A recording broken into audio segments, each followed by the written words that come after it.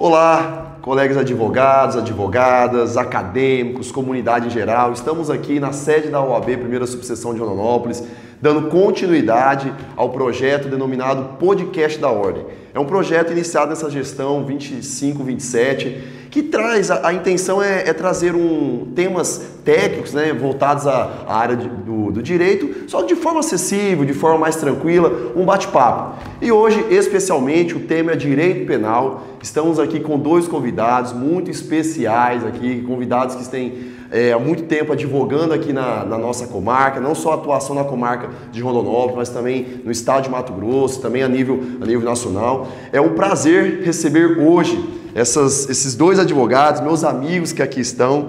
Dr. Wilson Lopes, tá? Dr. Wilson Lopes, boa tarde, Dr. Wilson Lopes. Boa tarde, Dr. Bruno. Grande satisfação de estar aqui com você hoje e também com o Dr. Thales, colega que trabalhamos juntos durante muito tempo, pessoa que tem muito apreço, assim como você, senhor Bruno. Muito obrigado. E parabéns por esse momento também, que eu vejo como uma iniciativa não só da OAB, mas principalmente da sua pessoa nessa gestão, e só tenho elogios. Exato, muito obrigado, viu? Desde já quando eu entrei em contato, já marcou na agenda aí, tá, Dr. Wilson? Dr. Wilson que é formado em Direito pela Faculdade de Direito de Franca e Filosofia pela Faculdade Claretiano de Batatas, pós-graduado pelo Cesur e tem uma atuação aí há mais de 20 anos, né, Dr. Wilson?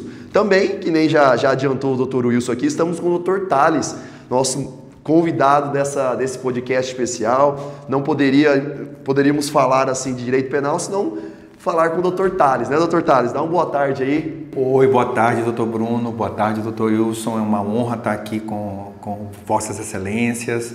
Tenho uma admiração profunda pelo Dr. Wilson, pela atuação dele como advogado, como pessoa, como professor. O senhor também. Temos uma profunda admiração pela maneira que o senhor conduz não só a OAB, como a sua vida profissional, como a sua vida pessoal. A gente tem uma profunda admiração. E parabéns por esse podcast.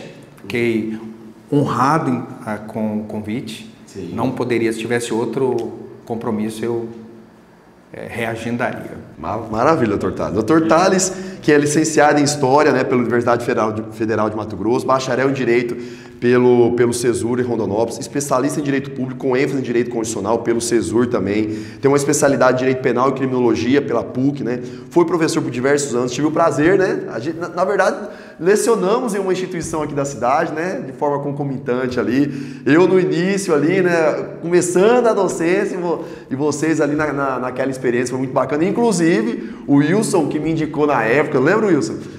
Quando eu formei lá em Três Lagoas, Mato Grosso do Sul, fui levar meu currículo lá no escritório do Dr. Wilson. Dr. Wilson, não estou precisando agora de advogado, mas vou te indicar para dar aula. Gostei de você. Isso há 12 anos, há 12, quase 13 anos. Gostei de você. Na época você me indicou pro coordenador do curso, foi muito bacana, Wilson. Nunca esqueça do Auri Lopes, falávamos do processualista Auri Lopes Júnior, tá joia? Então, uma experiência vasta também na advocacia. O Dr. Thales foi presidente aqui da Comissão de Direitos Humanos da OAB, também foi presidente do Conselho Penitenciário daqui da comarca, tá bom? Então, hoje, eu propus um tema aqui pra gente falar na temática Tribunal do Júri, né? Na verdade, Tribunal do Júri é um assunto muito amplo que a gente poderia gravar aí os podcasts de todos os meses da ordem aqui, porque tem muito tema para a gente falar do Tribunal do Júri. Eu costumo dizer assim que o Tribunal do Júri é aquele tema que acaba encantando todo mundo, né? Mesmo que o pessoal não gosta de direito penal, mas o Tribunal do Júri enche os olhos, né? Enche os olhos do acadêmico, do advogado civilista, do advogado consumerista, do previdenciário, enfim. Todo mundo, principalmente os acadêmicos ali, sempre querem ter esse contato com o Tribunal do Júri.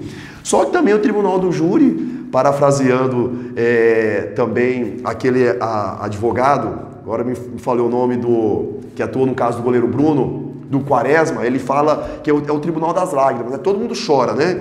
Se eventualmente a pretensão acusatória do Ministério Público ela é procedente, quem vai chorar vai ser a família do réu. Se um réu é absolvido, quem vai chorar é a família da vítima. Então, o tribunal do júri às vezes não é todas essas mil maravilhas, né? Então tem várias nuances no tribunal do júri e várias situações que essa instituição ela é questionada hoje. Então hoje aqui a gente está para propor uma conversa, né? Que não digo num ambiente aqui descontraído, mas gostaria de contar com as reflexões dos senhores sobre alguns temas, né? Que eu já começo aqui no momento, numas questões polêmicas, né? Tivemos aí a promulgação da chamada Lei Mariana Ferrer, né, que incluiu o artigo 474A do Código de Processo Penal. Eu gostaria, Wilson e também Thales, nessa dinâmica aí, que vocês abordassem um pouquinho como que eu posso trabalhar essa ideia do artigo 474A do Código de Processo Penal, né? Quem estiver acompanhando, dá uma olhadinha no artigo 474A aí no seu CPP, tem que ser um CPP atualizado, viu? Essa ideia do 474A, de algumas vedações que temos ali, com a ideia da denominada plenitude de defesa no júri. Como que a gente pode, se é que pode, né? Ambos assim, ficarem juntos, né? Dentro de um sistema processual penal. Gostaria que falasse sobre esse tema aí. Pois bem, quando a gente pensa em plenitude de defesa, não tem como deixar de falar do contraditório e da ampla defesa. Porque nos processos normais, as pessoas às vezes leigas não sabem, mas os advogados, os juízes, os promotores que estudaram isso, você tem uma distinção, uma linha bem cristalina, bem clara, do que vai dividir a ampla defesa da plenitude de defesa. Não fosse assim, o legislador constitucionalista não teria colocado como cláusulas pétreas 2 princípios. Embora a gente não tenha choque de princípios por decisões do nosso Supremo Tribunal Federal que procuram harmonizar esses princípios e que os princípios não têm um alcance pleno, uma eficácia plena e não podem ser atacados de forma alguma. Hoje a gente tem o quê? Um sistema em que você tem o princípio e o princípio é amenizado por posições ideológicas que estão no poder. Então, a lei o que é? Nada mais é fruto da vontade popular. Assim reza a crença, e que nem sempre ela é produzida de acordo com os interesses de um povo, de uma determinada classe, mas de outras classes que têm um poder e domínio da mídia e acabam influenciando nossos legisladores a criarem determinadas leis. E que hoje no Brasil a gente vê que as leis elas são mais políticas, com uma resposta política aos problemas sociais, do que propriamente buscando uma pacificação social. Então, quando se criou a Constituição Federal e separou esses 2 princípios, eu vejo que a ampla defesa, ela vai até aquilo que a própria lei positiva permite. Então, eu tenho regras nominadas, descritas em todos os códigos, o Código de Processo Civil, o Código de Processo Penal, que eu posso utilizar, mas dentro daqueles regramentos pré-estabelecidos. Eu sei o jogo e como vou jogar naquele processo. A plenitude de defesa, o próprio nome já diz, vai além daquilo que como se diria em geometria, é muito maior que o amplo, é pleno. É pleno, algo que permitiria eu me valer não só daquelas provas nominadas e as inominadas admitidas pela jurisprudência do nosso país, mas eu poderia me valer de outros meios. Mesmo porque o Tribunal do Júri, que é estabelecido na Constituição Federal como uma cláusula pétrea, ela está ali como um princípio garantia do cidadão, de você ser julgado por um par. Então é uma instituição democrática, pelo menos de base democrática, onde o poder que emanaria de um juiz investido de jurisdição pelo Estado estaria ali momentaneamente sendo transferido para pessoas leigas. Só que a plenitude de defesa, então, A ideia é que ela vá além da ampla defesa. Então, quando eu apresento para juízes argumentos jurídicos de prova, eu estou apresentando o direito positivo. Quando eu apresento para a entidade decidente, aqui já estou falando aqui de uma maneira mais ampla, não só o juiz, o desembargador, mas todas as pessoas as quais estão ali para julgar alguma coisa, esse ente decidente pode receber não só aquele conteúdo positivado, mas pode receber conteúdo de aspecto moral, sociológico, filosófico, psicológico. Eu posso abordar a problemática ali de uma maneira ampla, não só ampla, mas procurar esgotar todas as possibilidades que a ciência me permite para dar uma resposta e buscar um entendimento consensual entre aqueles juízes. Mesmo porque o juiz leigo ele não tem a mesma percepção ou não tem os mesmos preconceitos já estabelecidos que um juiz togado. Essa era a ideia. Então, eu posso levar... Assim, tivemos casos de pessoas que, em tribunal do júri, psicografou, foi admitido a prova de psicografia, que é uma prova... caso emblemático, se não me engano, do Rio Grande do Sul, Minas, né? Exato, Minas. Então, assim, que o júri acatou. O jurado acatou, tem um sistema de crença que me permite trabalhar com esses argumentos. Isso é a plenitude de defesa. Então eu posso, mas quando eu tenho uma limitação desse princípio, eu vejo isso como algo, uma aberração ao sistema que estava garantida a possibilidade e destrói praticamente toda a estrutura do tribunal do júri. Porque os jurados leigos julgam conforme a sua convicção, não jurídica, porque se fosse jurídica, eu optaria por um juiz togado. Se eu tivesse que ser um dia julgado por um crime de homicídio ou de algum outro crime que afeta o tribunal do júri, que é a instigação, auxílio, suicídio, o aborto, praticamente 4 crimes e os conexos, eu preferiria ser julgado o quê? Eu, com conhecimento, por um juiz de conhecimento. Por quê? O argumento jurídico construído, as provas que serão consideradas, serão aquelas que estão nos autos. Mas quando, de um lado, você vem a acusação, que hoje não tem mais a plenitude de defesa, mas a impressão que me dá é que nós temos uma plenitude de acusação e uma mitigação da plenitude de defesa, um princípio que foi encampado na Constituição, que nem existe, mas está sendo aplicado. Por quê? Você tem toda uma estrutura montada e criada exclusivamente com essa finalidade, cujo propósito é buscar a condenação do cara.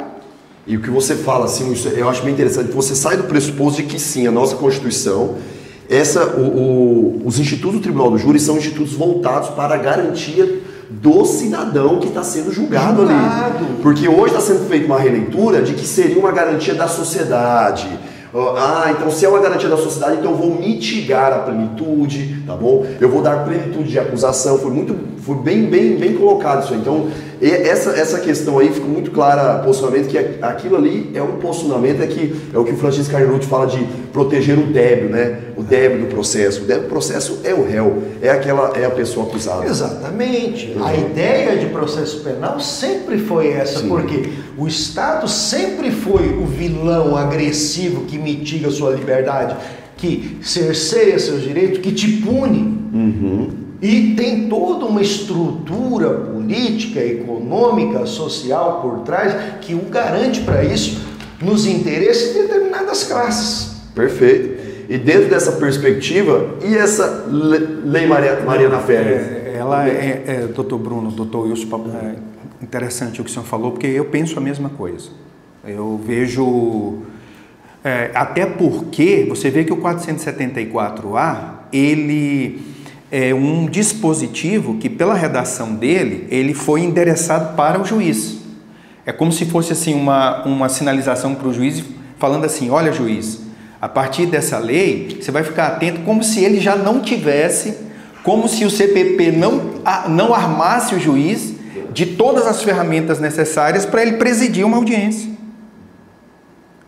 O juiz já tem poderes legais para conduzir a audiência e fazer com que os sujeitos que estão ali, processuais, que estão ali no embate do contraditório e da ampla defesa, respeitem a lei, que pressupõe a dignidade da vítima, que pressupõe a dignidade do réu, né? Então, na verdade, é um dispositivo que eu olho com muita desconfiança, porque os poderes para o juiz conduzir a audiência ele já possui. Então, aquele dispositivo veio num sentido de restringir a plenitude realmente da defesa. E, inclusive, na prática, isso já aconteceu. Eu já vivenciei. A Lei Mariana Ferrer, ela é de 22 de novembro de 2021. Em 9 de novembro de 2022, eu participei de um plenário do júri, de uma sessão no júri de Rondonópolis, e o juiz que então presidia a sessão, ele me impediu no plenário, e inclusive me advertindo, me perguntando se eu conhecia esse dispositivo, porque ele era muito novo. O juiz me perguntou assim: o senhor conhece a lei? O senhor conhece a lei? E o que é que o juiz, com base nesse dispositivo, e isso provocado pelo Ministério Público, porque quando eu comecei a tecer os argumentos que eu queria tecer sobre dentro do contexto, sempre com uma finalidade, o Ministério Público foi que levantou a mão e falou assim: violação do 474A do CPP, a defesa está trazendo para o plenário aspectos da vida da vítima que não tem nada a ver com o caso. E tinham. Nesse caso, o que eu queria trazer estava implicado com a formação, com o ato, com a vontade, com a formação do ânimos delinquente do réu. A formação do ato, o ato criminoso que estava sendo colocado em julgamento, tinha a ver com o passado da vítima. Vamos pensar, só para ficar em sentidos práticos, tinha uma tese ali de um privilégio? Não, a minha tese, a tese de defesa, que depois foi acolhida, era a de excludente de culpabilidade e inexigibilidade de conduta diversa. A tese era essa. E a vítima... Para encaixar essa sua tese, eu precisava discutir o passado da vítima, porque dentro da formação da vontade de matar do meu cliente que estava sendo acusado de homicídio, ele era réu confesso, estava o passado da vítima. A vítima já respondia não só a um processo criminal, uma tentativa de homicídio cumulado com furto contra o meu cliente, mas ela respondia a outros processos criminais por homicídio. Então, quando eu ia falar dos outros processos criminais por homicídio, que eram processos públicos, e que estavam já juntados nos autos. Então, quando eu ia comentar esses processos, eu descansava a minha fala. E sob pena, inclusive o juiz falou assim: eu vou dissolver esse plenário, vou aplicar uma multa de 28 mil reais no senhor, e isso tudo com base para você ver. Isso tudo, quer dizer, a sorte que eu tive, que uma coisa que eu aprendi no processo penal, tem a nossa competência técnica, mas tem muito de aleatoriedade no processo penal. Depende para que câmara vai, depende do desembargador que vai julgar. A minha sorte foi que eu interpus uma apelação, o juiz realmente não me deixou falar, eu não tive outra alternativa, senão pedir que constasse em ata. Quando eu ia falar para pedir para constar em ata, falando: tá gravando, não precisa constar em ata. Eu falei: não, então beleza. E no apelo, felizmente no apelo, mas é uma sorte, porque lá no apelo caiu com um determinado desembargador que teve a sensibilidade no apelo. O tribunal disse assim, no acórdão, que anulou esse júri. No acórdão, o desembargador disse assim: a defesa pode sim, não há violação do 474A quando falar da vida da vítima tiver com contexto probatório. Isso, estiver conectado com esqueci o nome, o caminho do crime. O intercrimes. Quando estiver conectado com o intercrimes. Então, e era o que a gente falava para o juiz ali na hora. Agora você imagina o conselho de sentença ouvindo o juiz dizendo que você não sabe a lei. Uma situação similar, até para ilustrar, doutor Bruno, similar a do Thales, só que era uma situação seguinte: o marido de uma determinada mulher batia muito, já tinha registros de várias ocorrências, e numa dessas o vizinho flagrou a agressão do marido contra a mulher. Certo. E ele procurou intervir. Diz o ditado que briga de marido e mulher, ninguém mete a colher. Ele resolveu meter a colher dele lá, foi lá tentar saber o que estava ocorrendo, foi agredido. E foi agredido brutalmente. E estava numa situação delicada. Alguém ligou para o irmão dele. O irmão dele chega para o irmão do marido. Para o irmão do vizinho. Alguém ligou para o irmão dele, e o irmão dele correu lá, porque morava próximo também, levando uma arma. Entendi. E acabou que o agressor, tanto da vítima mulher, quanto e que se envolveu com o cliente lá, ele acabou morrendo. Aí o vizinho... E é uma situação que você precisava trazer, estava no nexo de causalidade das condutas, você precisava trazer os antecedentes do cara, os vários registros do agressor que estava aí agora na condição de vítima, na condição de vitimizado.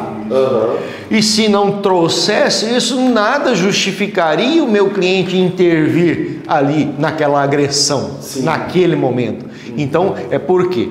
Ele interviu porque já estava assim, já tinha várias informações e ele já tinha visto outras situações. Então, naquele momento, ele resolveu intervir. Não, e você vê o contexto da Lei Mariana Ferrer. Se você pegar o caso realmente houve um abuso. O advogado realmente agrediu o juiz não teve a postura necessária de magistrado. Entendeu? E o Ministério Público também quer. Então, aí vem a 474A como se fossem os advogados que tradicionalmente como se fosse uma lei, mas ali tinha um juiz presidindo que permitiu, tinha um Ministério Público presidindo não, fazendo sujeito processual, né, com fala, com voz, que podia muito bem intervir ali no momento. Exatamente. Então, assim, eu vejo o 474A, como o doutor Wilson bem colocou, como um movimento que está acontecendo em escala generalizada, no sentido de tolher, é sempre contra a defesa. No sentido de restringir a argumentação defensiva quando ela tem sucesso. Ou justamente onde ela pode... Doutor Thales, eu só vi uma lei em favor do réu antes da Constituição de 88. Depois da Constituição de 88, com os governos seguintes... você vê uma coisa assim... Sim, o que a gente está vendo é uma... É como se fôssemos nós que tivéssemos uma cultura de violação de... E nós que somos justamente o sujeito da defesa. Né? Exato. Né? Nós que, historicamente... Avançando um pouquinho, que eu falei, esse era um tema que dá para ficar só um podcast só desse. Só esse tema aqui. Mas um subtema aqui um pouco mais polêmico também, que já foi pacificado pelo Supremo Tribunal Federal, é a chamada legítima defesa da honra, tá bom? E também a impossibilidade de utilizar esse discurso. Como que os senhores avaliam isso aí? Tudo bem, a gente vive avanços e retrocessos na sociedade, mas será que realmente o Supremo fala, olha, aquilo que até então Valdir Trancoso Pérez, né? Valdir Trancoso Pérez, lendário, o rei do Tribunal do Júri, utilizava muito, absolveu muita gente com a tese legítima defesa da honra, isso em 1960, 50, 60, 70, realmente um tribuno muito respeitado. Será que evoluímos nesse ponto? O Supremo acertou nesse ponto? Hoje já não cabe mais eu ir lá e falar, olha, eu estou defendendo ali porque aquela pessoa, porque ele foi traído na relação, então justifica ele tirar a vida, ou justifica uma causa de diminuição de pena, né, do artigo 121. O Supremo vedou isso. Avançou, deu um passo correto o Supremo neste ponto? Qual que é a opinião de vocês? Doutor Bruno, eu vejo assim, eu vejo como uma ingerência do Supremo Tribunal Federal. O Supremo Tribunal Federal, em matéria penal, tem dado algumas decisões que eu acho muito boas, muito razoáveis, mas outras, assim, são absurdas. Em específico, esse tema, eu acho que reforça, antes da gente entrar aqui, eu estava conversando com o Dr. Wilson sobre a questão da viabilidade da permanência do Tribunal do Júri. Se ele é uma instituição que cumpre a finalidade para a qual ele foi criado, ou se ele é uma instituição ultrapassada que produz mais injustiça do que justiça. Né? E o que eu vejo é o seguinte, o Supremo Tribunal Federal, quando faz isso, ele desautoriza a instituição. Ele não acredita na instituição.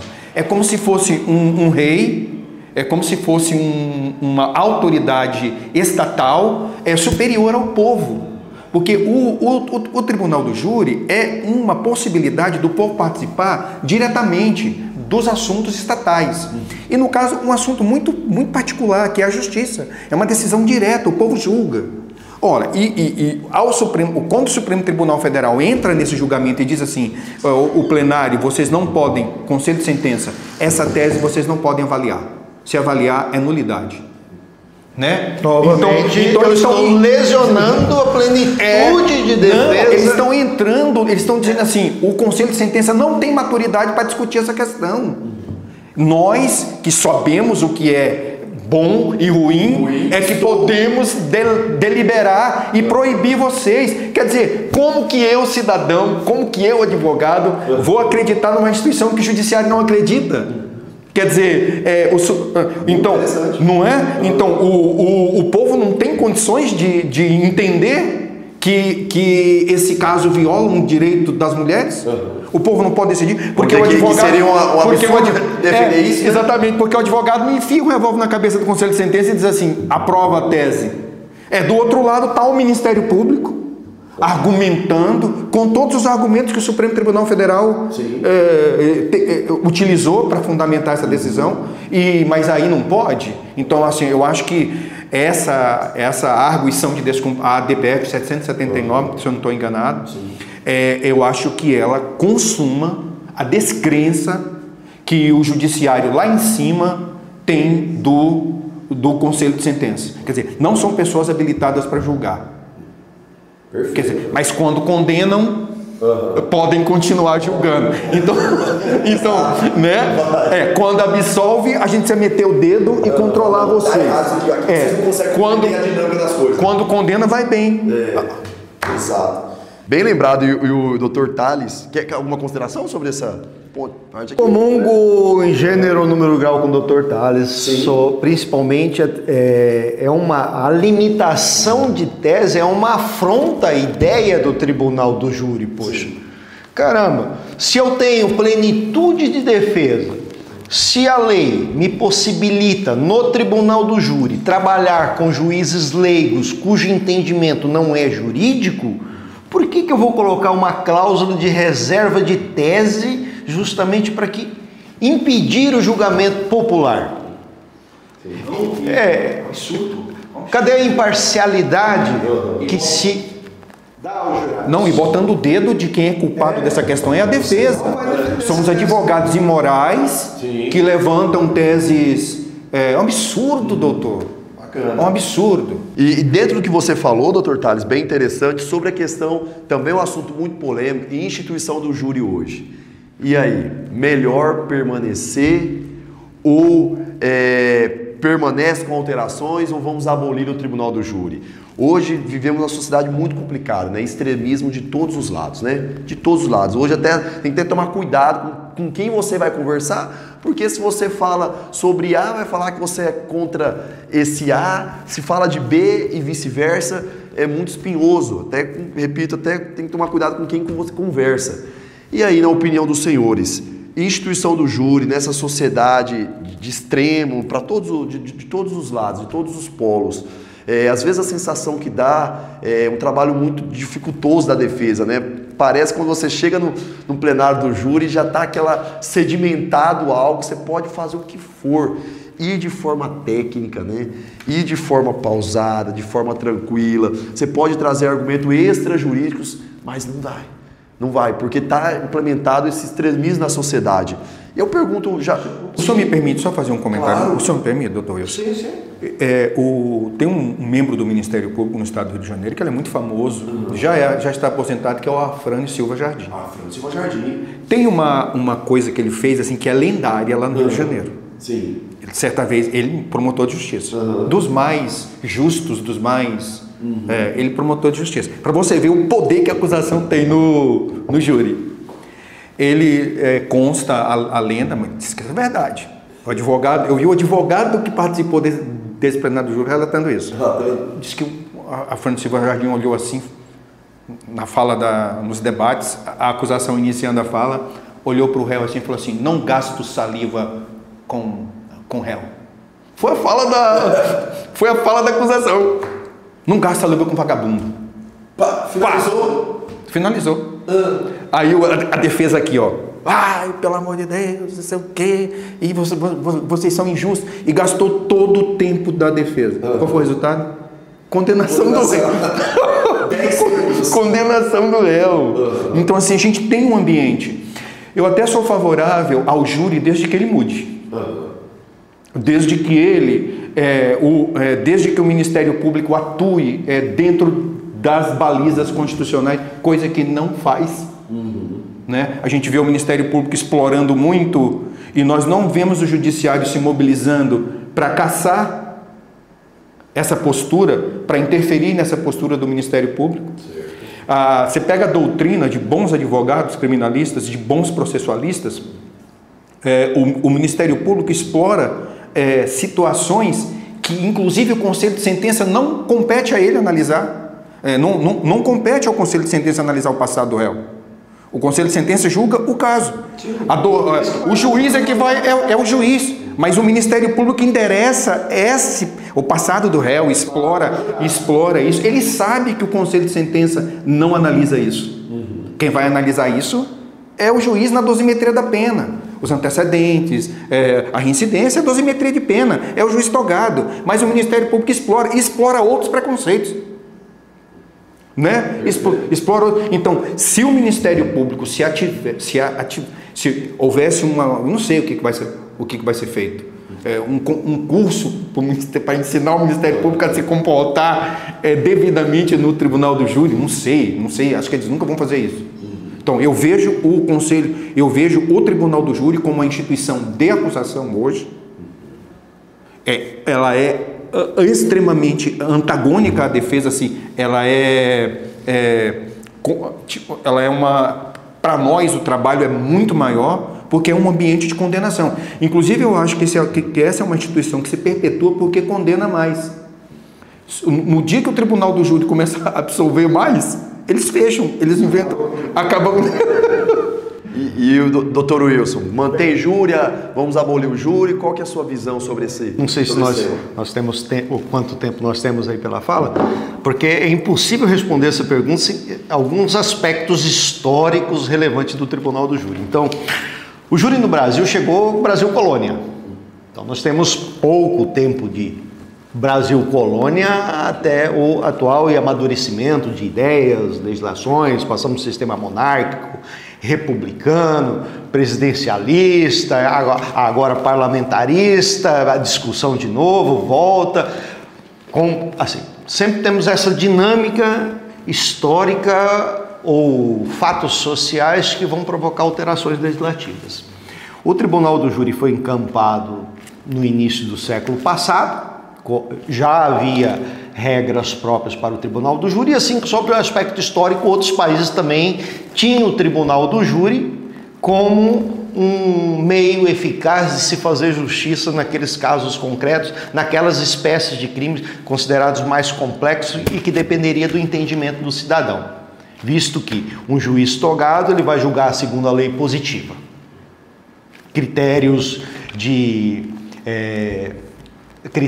próprios que estão estabelecidos nos próprios códigos, né, doutor Tales, que vão tratar do convencimento motivado do juiz para uma decisão fundamentada, dá uma segurança. Você sabe onde que o juiz foi buscar os elementos para o seu convencimento. Enquanto que no tribunal do júri você tem jurados leigos, que se você for discutir matéria jurídica com eles, não é viável, porque o conhecimento às vezes não vai se estender a tanto. Então a gente procura trabalhar numa linguagem mais simples, mais acessível, para que os jurados compreendam e que façam valer a plenitude de defesa naquele momento com outros argumentos, não só jurídicos, baseados em lastro probatório dos autos. Mas eu posso utilizar outros argumentos, vida social, a vida psíquica, os desarranjos do ambiente em que a pessoa estaria inserido, que de repente, não no juiz togado, mas no juiz profissional, mas no juiz leigo tem repercussão. Então, digamos assim, num exemplo bem claro, se eu tiver que fazer um julgamento de uma pessoa de periferia, e os seus pares que irão julgá-los também são daquele ambiente e o conhecem, sabem de sua conduta, aqueles elementos, digamos que ele matou, ele praticou um crime de homicídio contra uma pessoa malquista naquele ambiente, esse cidadão será absolvido. Esse cidadão será absolvido. Com a evolução e o advento principalmente midiático, politizado do direito, a gente viu um movimento de extremismo condenatório que está vigente hoje, onde se busca aplicar o direito penal como fórmula de problemas sociais, e o direito penal ganhou esse destaque. Então, quando eu tenho um tribunal do júri hoje comprometido em condenar, porque já recebeu essa informação, no meu sentir, perde todo o objetivo de existência do tribunal do júri. Só que aí a gente se depara numa barreira de cláusula pétrea na Constituição Federal, que não daria. Hoje nós temos várias autoridades do direito que defendem a extinção do tribunal do júri, porque já não caberia mais no atual modelo social. Embora eu ainda considere que é um braço da justiça que vai realmente levar uma justiça não ideologizada ou positivada de código, mas que vai levar a justiça consensual e a justiça mais próxima para aquele caso. Por quê? Está sendo julgado pelos seus pares. Então, quando eu tenho essa ideia, esses movimentos extremos que buscam só condenar, e mesmo porque hoje a mídia aconteceu um fato, chega primeiro que o delegado não está na delegacia, mas o jornalista está lá, querendo entrevistar, levantando fato e já formando opiniões. Então, quando a pessoa vai para o tribunal do júri, os jurados já receberam informação nos vários meios sociais que ele está. Tem no Instagram, tem no TikTok o fato sendo discutido, tem opiniões de jurista. Então o cara já vai formado com aquela ideia de um resultado. E aí a gente se depara com uma situação. De um lado você tem um advogado, que é um profissional liberal, contratado especificamente para aquilo, e do outro lado você tem duas autoridades que representam o Estado e agem em nome da justiça, enquanto que o advogado às vezes não está na busca da justiça, mas está buscando a absolvição só do seu cliente. Então, o Tribunal do Júri é uma situação extremamente emblemática hoje, mas eu ainda acredito na instituição. Talvez uma reformulação de como seria, talvez uma formação de jurados, de um corpo de jurados com informações mínimas para torná-los imparciais. Eu concordo com o Dr. Wilson, eu também penso como ele. Eu acho que é uma instituição que está numa encruzilhada, mas eu também acho que eu defendo a instituição, mas ela precisa de melhorias. Por exemplo, tem um ministro, se não me engano, é o ministro Dias Toffoli. Ele fez uma vez no plenário do Supremo Tribunal Federal, ele é contra o júri. Crítica ferrenha. Ferrenha. E é interessante que a crítica dele é embasada na questão de resultados. Ele tem dados estatísticos sobre o tanto de homicídio que vai parar no júri, o tanto que o júri consegue julgar. E é interessante que se você for aplicar essa racionalidade para questionar, você questiona o próprio sistema de justiça criminal. Exatamente. Porque se for em termos de produtividade, o direito do que efetivamente é julgado. Isso aí, todo o sistema. Inclusive os abolicionistas usam esse raciocínio, né? Entendi. Interessantíssimo. Então, são a favor aí de continuar a Constituição com adaptações, né? E caminhando aqui para o nosso final, temos mais. E um tema muito interessante, daria para a gente ficar. Outra questão, só uma coisa, doutor Bruno. Eu peço, Vênia, se for possível, porque eu tinha um compromisso e a pessoa já está aguardando, totalmente autorizado, tá bom? A gente finaliza aqui. Agradeço a oportunidade de estar aqui e reencontrar o Dr. Tales, Dr. Bruno e a conversa que se desenrolou aqui. Que eu acredito que é o caminho, talvez, de conscientização, não só dos nossos colegas, mas da população, de todos os dramas, do enfrentamento, do embate jurídico que nós, advogados, travamos. Principalmente no Tribunal do Júri, que é a nossa temática de hoje. Doutor Wilson, muito obrigado, viu? Obrigado, doutor Tales. Foi um prazer aí comungar essas ideias com vocês. E até uma próxima, viu? A gente vai só dar uma finalizada aqui, né, doutor Tales? O senhor ia falando alguma coisa? A gente tem mais 5 minutinhos? Podemos.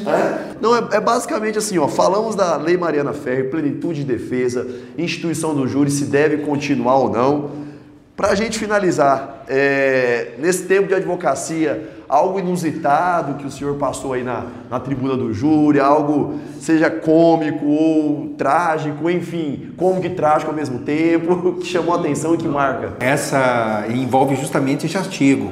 Envolve justamente o 474A, certo. Que foi quando o juiz cassou a minha fala. Eu nunca tinha vivido, nunca tinha experienciado isso, né? Sim. Eu estava com minha argumentação toda preparada.